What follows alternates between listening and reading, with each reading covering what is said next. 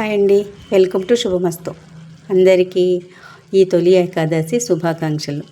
ఇప్పుడైతే మనం పొంగలి చాలా ఇష్టం, అందులో అటుకులు అయితే చాలా ఇష్టం, స్వామివారికి ప్రసాదం.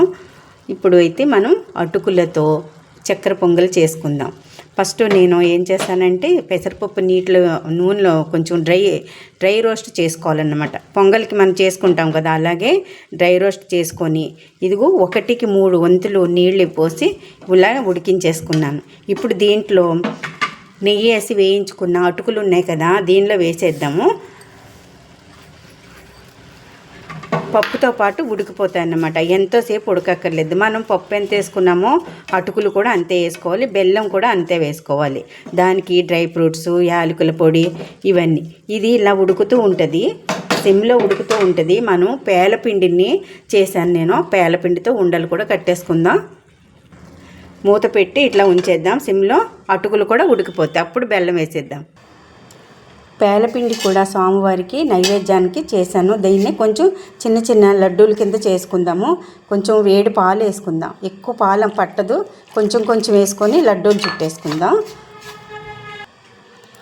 ఇది ఆల్రెడీ కొబ్బరి, బెల్లము, యాలకుల పొడి వేసుకున్నాం కదా, ఇందులో కొంచెం నెయ్యి కూడా వేసేసుకుందాం. చాలా చాలా బాగుంటుంది. పిల్లలైనా పెద్దవాళ్ళైనా స్వామివారికి ప్రసాదం. ఉండలు చూసారా, ఉండలు ఇలా ఈ రకంగా మొత్తం లడ్డూలన్నీ చుట్టేసుకుందాం. లడ్డూలను చుట్టేసుకున్నాం కదా, ఇప్పుడు చక్కెర పొంగలి కూడా తయారైపోతుంది, చూసేద్దాం.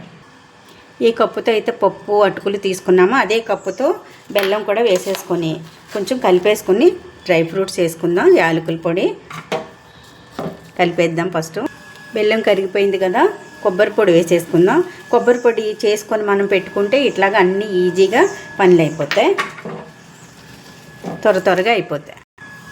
రెడీ చేసి పెట్టుకున్న యాలకుల పొడి వేసేసుకుందాం. అప్పటికప్పుడు దంచుకుంటే చాలా బాగుంటుంది. ఇలా చిన్న చిన్న ముక్కల కింద కట్ చేసుకొని నేతిలో వేయించుకున్న డ్రై ఫ్రూట్స్ ఇట్లా చేసుకొని ఉంచుకుంటే అన్నీ ఈజీగా అప్పటికప్పుడు మనకి నైవేద్యాల ప్రసాదాలు రెడీ అయిపోయిందండి. కొంచెం నెయ్యి కూడా వేసుకుందాం, మంచి ఆవు నెయ్యి. చాలా టేస్ట్ వచ్చేస్తుంది అటుకులతో పొంగలి. చూసారా, ఎంతో ఈజీగా సులువుగా కూడా చేసేసుకోవచ్చు ఈ ప్రసాదాలు. ఇంకా కూడా పులిహోర ఇంకా ఏమైనా వండాలంటే అవన్నీ నెక్స్ట్ వేసుకోవాలి. ఫస్ట్ ప్రీతికరమైనవి ఇవన్నీ, పేలాలతో చేసినవి ఇవన్నీ, పేల లడ్డూలు, పేలపిండి. ఇది అటుకులతో చక్కెర పొంగలి సూపర్ అండి. దేవుడైతే ఈరోజైతే హ్యాపీ అవుతాడు, నాకు కూడా హ్యాపీయే. ఇవన్నీ మీరు చూసినందుకు నాకు చాలా సంతోషం.